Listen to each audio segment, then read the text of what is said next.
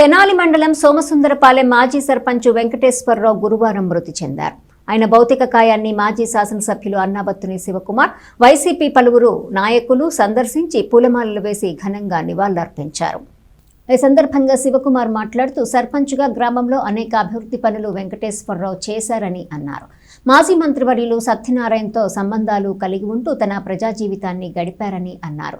సోమసుందరపాలెంలో ఆటోనగర్ స్థాపనకు వెంకటేశ్వరరావు కృషి ఎనలేనిదని, ఆటోనగర్ స్థాపనతో ఈ ప్రాంతమంతా ఎంతో అభివృద్ధి చెందిందని అన్నారు. కార్యక్రమంలో ధర్మరాజులు, చెన్నకేశవులు, మద్దాలి శేషాచలం, బూరిల దుర్గా, మల్లికార్జునరావు తదితరులు పాల్గొన్నారు.